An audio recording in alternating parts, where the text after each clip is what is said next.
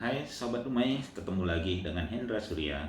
Kalau kemarin saya sudah membahas bersama Anda tentang cara mencari ide cerita buat novel dan riset kekuatan cerita.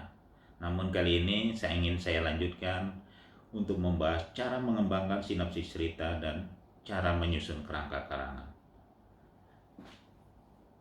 Sahabat Umay, setelah Anda memiliki ide cerita, tentu Anda sudah menentukan tokoh dalam cerita Anda, menentukan apa yang diinginkan atau yang didambakan tokoh utama, menentukan siapa atau apa yang menghalangi tokoh utama mencapai apa yang diinginkannya, menentukan bagaimana pada akhirnya tokoh utama berhasil mencapai apa yang dicita-citakan dengan cara yang luar biasa, menarik dan unik. Menentukan siapa yang menceritakan cerita Anda, menentukan bagaimana tokoh utama, tokoh-tokoh dalam cerita Anda mengalami perubahan sepanjang cerita, dan pesan tersirat yang akan Anda sampaikan dengan mengakhiri cerita seperti yang Anda buat. Maka langkah selanjutnya Anda dapat menyusun sinopsis cerita yang hendak Anda kembangkan. Nah, kalau kemarin kita sudah mengulas riset kekuatan cerita dengan 7 tahap, maka ketujuh tahap di atas harus dapat tergambar dalam sinopsis yang Anda buat. Berdasarkan asal katanya, sinopsis ini diartikan sebagai ikhtisar atau ringkasan. Jadi sebuah sinopsis cerita mengandung makna, sebuah ringkasan cerita yang menjelaskan jalan cerita dari awal, tengah, dan akhir, serta tokoh yang terlibat serta duduk permasalahannya dalam cerita. Membaca sinopsis ini, maka orang akan mengerti alur cerita tanpa harus mengetahui detail cerita yang sesungguhnya. Kegunaan sinopsisnya ada dua, yaitu pertama, untuk memudahkan penulis mengembangkan jalan atau alur cerita yang hendak dibuat. Kedua, untuk menjual naskah cerita ke pihak penerbit. Dalam pembuatan sinopsis ini harus tergambar kekuatan karakter tokoh utama maupun tokoh pendukung cerita dan kekuatan cerita yang dibuat, sehingga memperlihatkan keunikan atau nilai lebih dari cerita yang dikembangkan. Sinopsis cerita ini hanya bersekitar 1-2 halaman saja sebagai contoh. Nah, di sini saya ambil dua contoh sinopsis novel sains fiksi Reinhardt, tulisan 5 Satria Agung Aironus. Novel ini bertutur tentang rasa penasaran Reinhardt dan keempat saudaranya, Bernhard, Kenhard, Lenhard, dan Jessica, mencari jauh asal-usul dan penyebab tanda lahir yang berbentuk bulan sabit dan bintang di dada mereka, mengapa bergetar dan timbulkan hawa panas. Nah, ketika kakek gajah biru bercerita, mereka sebenarnya memiliki darah ksatria, masih keturunan Gajah Mada. Bagi mereka rasanya seperti menggelikan, apalagi dikait-kaitkan dengan tanggung jawab dan tugas besar yang harus mereka emban sebagai titisan kesatria. Mereka merasa aneh di zaman modern gini masih bicara soal kepahlawanan. Tapi cerita jadi lain karena tanda lahir mereka menyebabkan mereka berurusan dengan makhluk luar angkasa. Mereka pun hampir tewas diserang makhluk asing atau pemburu maut Morgul. Hal ini membuat mereka semakin penasaran. Ternyata tanda lahir mereka itu terkoneksi gelombang resonansi sabuk Teramus milik 5 Satria Agung Aironus yang melegenda dari planet Acropus di galaksi Belitung. Sabuk Teramus ini dibawa Tegulla, komandan pasukan khusus kerajaan Aironus yang dititahkan mencari titisan 5 ksatria agung di bumi. Sementara kondisi Raja Bian semakin lemah, tak mampu menghadapi rongrongan kaki tangan bangsa Morgul yang dikendalikan oleh Kardik, penasihat kerajaan Aironus yang berkhianat. Reinhardt dan keempat saudaranya jadi sangat penasaran. ingin membuktikan kekuatan super sabuk Theranos yang kini ada di tangan mereka. Hal ini menyebabkan mereka terlibat petualangan yang menegangkan dan pertempuran dahsyat menghadapi antek-antek bangsa Morgul di planet Akrottus. Menurut ilmuwan agung Eronus Windustra, untuk menghadapi kekuatan super Megalian setelah mendapat program sinkronisasi gelombang elektromagnetis tubuh dengan sabuk Theranos, Reinhardt dan keempat saudaranya harus temukan senjata pamungkas utamanya. Kuncinya ada pada salah seorang keturunan 5 Stari Agung Eronus, yaitu Radistra, yang mengetahui cara membangkitkan kekuatan super aura tubuh mereka.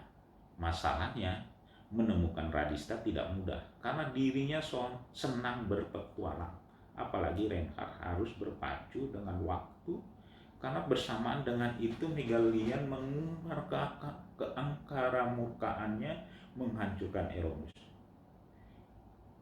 Kini misi Reinhardt sudah kepalang tanggung menghadapi Megalian, bala tentara bangsa Morgul dan Garda Morgul. Makanya mereka berusaha membangun aliansi bangsa-bangsa seperti Kolputa, Balkan, Sintani, Elfaro, dan Altauri terlebih dahulu untuk menghadapi bangsa Morgul. Namun misi Reinhardt itu bukan hal yang mudah untuk membangkitkan semangat perlawanan mereka.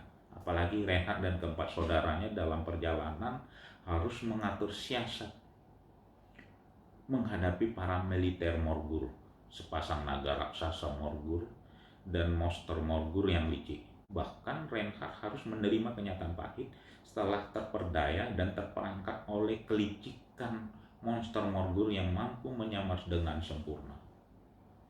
Setelah Reinhardt berhasil membangun aliansi bangsa-bangsa dan menemukan senjata pamungkasnya, maka Reinhardt dan keempat saudaranya berusaha keras menghancurkan kekuatan Megalian untuk menyelamatkan Eronus dari kehancuran.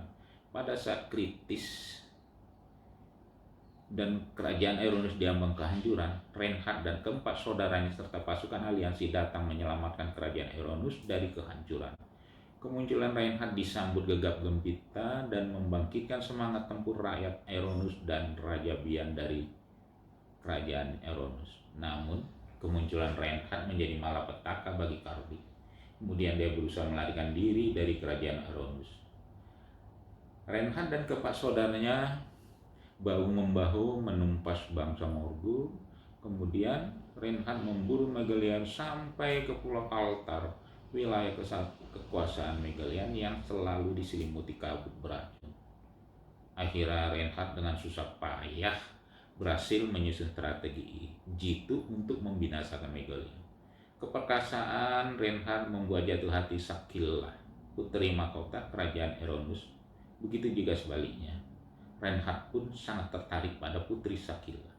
Namun di puncak kebahagiaan dengan berat hati, mereka berdua harus berpisah karena Reinhardt harus kembali ke bumi.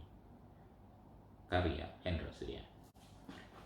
Dari contoh Reinhardt, titisan 5 Ksatria Agung Eronus di atas dapat Anda lihat. 1. Siapa tokoh utamanya?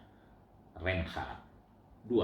Apa yang diinginkan atau didambakan Reinhardt? Reinhardt ingin mencari jawab asal-usul dan penyebab tanda lahir yang berbentuk bulan sabit dan bintang di dadanya bergetar dan timbulkan hawa panas. Pada taraf emosional, dia ingin menjadi seorang kesatria perkasa dengan mendharma baktikan semangat patriotiknya menumpas kejahatan yang merajalela. Nah, poin yang ketiga. Apa yang menghalangi Reinhardt mewujudkan keinginannya? Nah, ini yang menghalangi mewujudkan keinginan Reinhardt adalah pemburu maut Morgul, para militer Morgul, sepasang naga raksasa Morgul, dan monster Morgul, serta yang paling utama adalah Megalian. Reinhardt dan keempat saudaranya dihalangi juga oleh pengalamannya yang masih kurang. Poin keempat. Bagaimana Reinhardt dapat mencapai apa yang diinginkannya? Apa dengan cara yang luar biasa, menarik atau unik? Jawabannya, Reinhardt dan keempat saudaranya menggunakan alat super canggih sabuk Theranos yang mampu menstimuli atau membangkitkan kekuatan aura tubuh yang luar biasa. Sehingga mereka memiliki kekuatan super.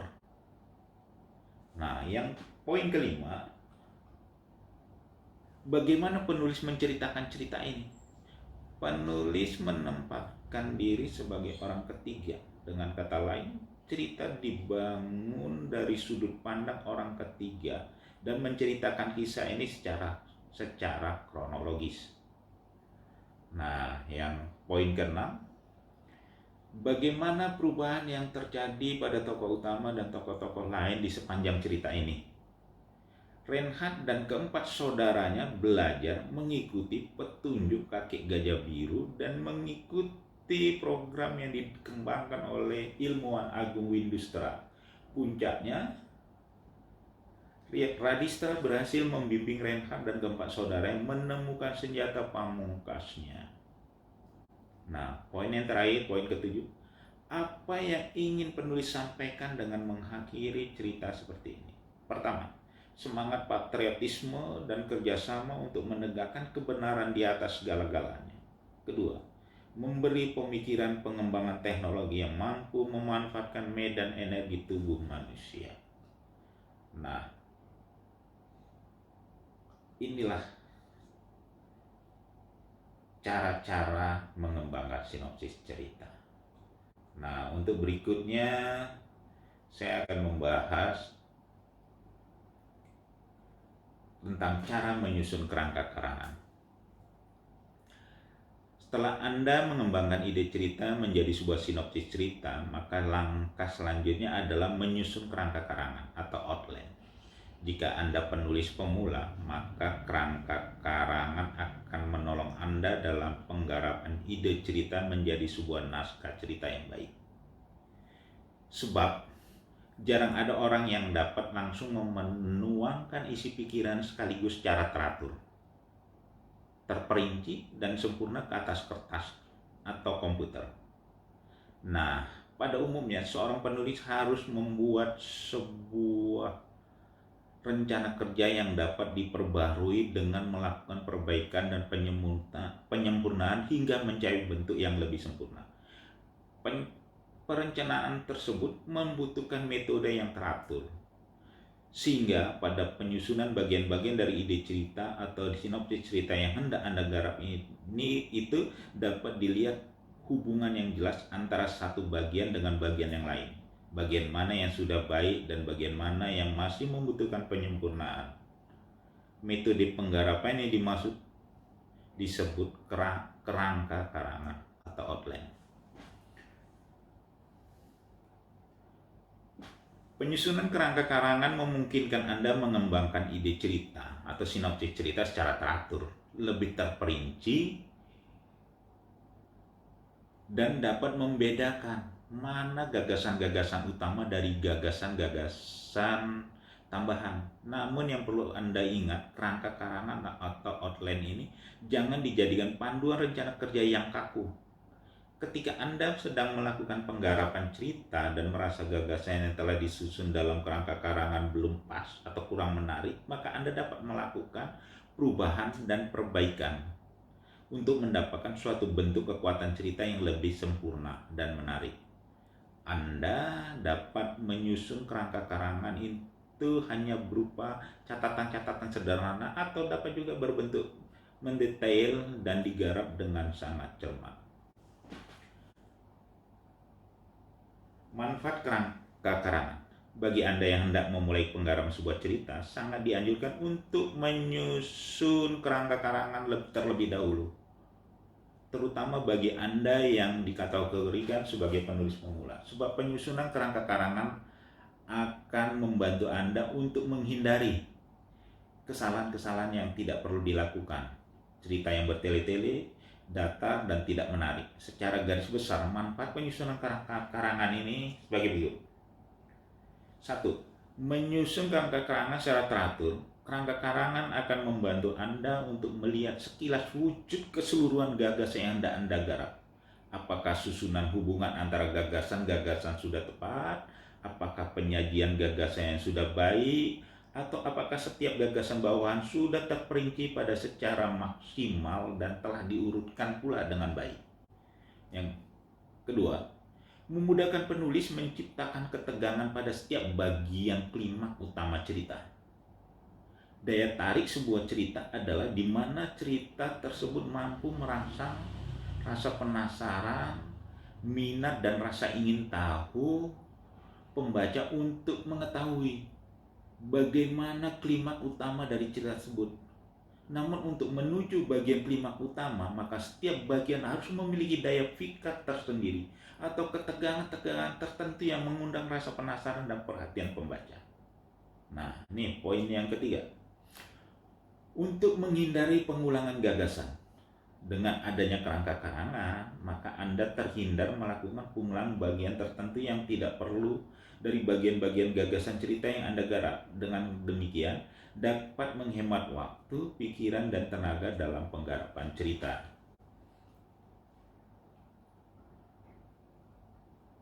Nah, poin keempat, memudahkan penulis mencari gagasan pendukung.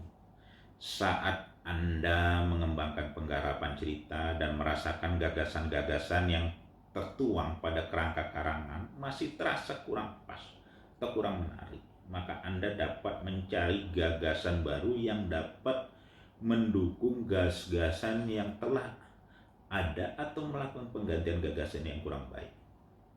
Nah, cara penyusunan kerangka karangan atau outline. Anda perlu ketahui, untuk mendapatkan susunan kerangka karangan yang baik, biasanya dilakukan lebih sekali buat. Anda harus berusaha menyempurnakan bentuk kerangka karangan yang pertama, sehingga memperoleh bentuk kerangka karangan yang lebih baik. Bila perlu, jangan ragu untuk melakukan perbaikan berulang kali, terutama bagi Anda yang baru memulai menulis atau sebagai penulis pemula. Langkah-langkah yang Anda harus perhatikan untuk menyusun kerangka karangan sebagai tuntunan Anda adalah sebagai berikut. Pertama, sinopsis cerita yang telah Anda buat. Dari awal Anda sudah mendapatkan bagaimana cara mengembangkan dan mengkaji ide cerita, lalu membentuk sebuah sinopsis cerita. Dengan terbentuknya sinopsis cerita ini akan memberi gambaran dan arahan bagaimana bangun cerita dari awal, tengah, dan akhir cerita yang hendak digarap. Berdasarkan sinopsis inilah yang akan dikembangkan ke dalam kerangka karangan yang menjabarkan tentang gagasan atau bagian-bagian dari mulai awal cerita sampai akhir cerita. Hal ini dimaksudkan agar mendapatkan gambaran utuh sebuah cerita yang hendak Anda garap, sehingga memudahkan dan memberi tuntunan penulis memulai penggarapan dan pengembangan cerita dari awal, tengah, dan akhir cerita. Nah, kedua, mengembangkan gagasan berdasarkan sinopsis yang telah dibuat. Berdasarkan sinopsis yang telah Anda buat, maka Anda dapat menjabarkan, mengembangkan, dan mengurutkan gagasan atau bagian-bagian cerita maupun konflik-konflik apa saja yang terbangun dalam cerita setiap bagian dari awal, tengah, dan akhir cerita yang hendak Anda garap. Nah, ketiga, melakukan evaluasi terhadap gagasan yang tersusun pada langkah kedua. Setelah semua gagasan yang akan digarap menjadi sebuah cerita utuh terbentuk, maka selanjutnya Anda perlu mengkaji kembali kumpulan dan susunan gagasan yang membangun sebuah cerita. Apakah urutan antar gagasan atau bagian sudah pas, unik, dan menarik? Kemudian perlu diperhitungkan cara membangun konflik antar gagasan atau menciptakan ketegangan-ketegangan yang terjadi setiap bagian agar cerita yang dibangun mempunyai daya tarik dan merangsang rasa penasaran pembaca untuk menuntaskan pembacaan sampai mendapatkan klimaks utama dari cerita. Nah, yang keempat, untuk mendapat sebuah kerangka karangan yang sangat baik, maka langkah kedua dan ketiga dikerjakan berulang-ulang untuk menyusun dan menemukan gagasan pendukung Gagasan mendukung dibutuhkan untuk menciptakan daya tarik, kekuatan cerita atau keunikan cerita, dan penghubung antar gagasan. Kekuatan cerita atau keunikan cerita sangat dibutuhkan sebagai pembeda dan keunggulan cerita dari yang lain, karena banyak novel atau cerita yang dibangun memiliki tema yang sama. Nah, yang kelima, menentukan pula susunan pengembangan gagasan-gagasan yang paling ideal untuk membangun cerita unik dan menarik. Pola susunan gagasan kerangka karangan memberi gambaran bagaimana pilihan cara menuturkan cerita yang hendak dibangun. Berdasarkan pola susunan gagasan dapat dibedakan apakah mengikuti berdasarkan urutan kronologis peristiwa atau kejadian, urutan waktu atau tempat terjadinya dari awal hingga akhir, atau apakah berdasarkan kronologis dan dari peristiwa yang menegangkan kemudian mengadang sorot balik atau flashback sejak awal mula perkembang hingga pada titik yang menegangkan tadi, atau kombinasi keduanya. Dalam menyusun kerangka karangan dapat Anda menjabarkan tema cerita atau sinopsis cerita menjadi beberapa gagasan utama atau menghimpun dalam beberapa bab dalam satu gagasan utama, atau satu bab dapat terdiri dari beberapa gagasan pendukung atau kejadian. Sebagai contoh penyusunan kerangka karangan sebagai berikut. Nah, ini dari pengembangan sinopsis novel Reinhardt, titisan 5 Ksatria Agung dari Irenaeus. 1. Ini ya kerangka karangannya. Pertama, munculnya manusia asing dari planet Akrotus mencari titisan darah murni yang herois. Darah murni yang herois. Nah, ini pada bab pertama nih. Tanda lahir yang berbentuk bulan sabit dan bintang yang bergetar dan menimbulkan hawa panas. Kemudian perjalanan Reinhardt dan saudaranya menuju rumah kakek gajah biru di kawasan pegunungan Semeru untuk mencari jawab keanehan yang mereka miliki. Nah, berikutnya petir aneh dari siang bolong. Kakek gajah biru menuturkan siapa sebenarnya Reinhardt, meditasi untuk mengendalikan gejolak tanda lahir, kemunculan benda asing sabuk Teranos yang mengejutkan. Reinhardt dan keempat saudara begitu terperangah lihat sabuk Teranos mampu membangkitkan kekuatan aura tubuh mereka, sehingga mereka memiliki kekuatan luar biasa. Nah, kemudian kemunculan makhluk asing atau pemburu Morgur hampir membunuh Reinhardt dan saudaranya. Kemudian perkenalan dengan manusia Eronus dari planet Akrotus. Itu. Kemudian di akhir bab pertama, perjalanan menuju planet Akrotus. Nah, ini bagian kedua atau bab kedua, negara Eronus. Itu dijabarkan sejarah huru-hara di kerajaan Eronus, asal muasal munculnya 5 Ksatria Eronus. Nah, jabar juga penciptakan sabuk Teranos oleh ilmuwan agung Eronus Pandastra, keperkasaan 5 Ksatria Agung Eronus, masa keemasan kerajaan Eronus, kebangkitan bangsa Morgur yang dipimpin oleh Raja Megalian menjadi malapetaka kerajaan Eronus di bawah kekuasaan Raja Bian. Pertemuan rahasia Raja Bian dengan Radistra. Raja Bian membentuk pasukan khusus mencari titisan 5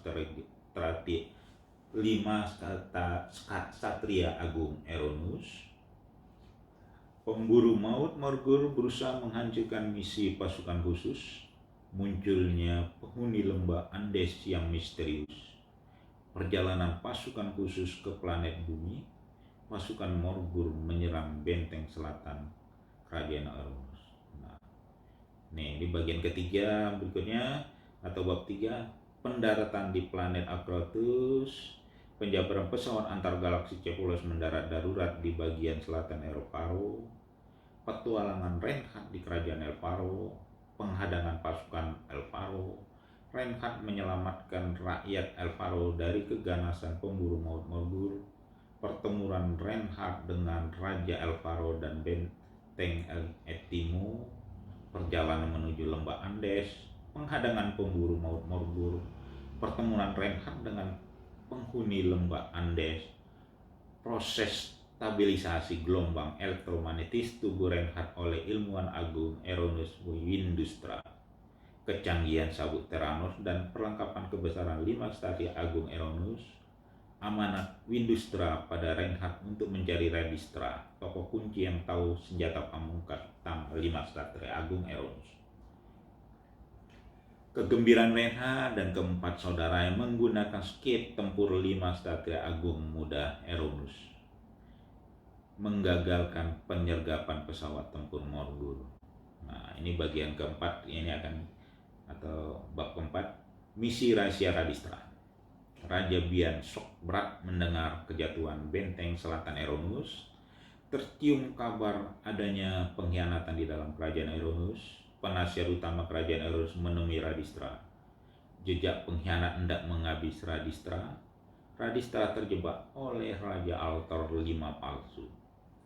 Nah, berikutnya itu pada bagian kelima, misi membangun aliansi. Nah, ini terdiri dari Benhar ikut pertandingan semi gladiatornya di negeri Kalkuta. Reinhardt dijamu Raja Kandra dari kerajaan Kalkuta.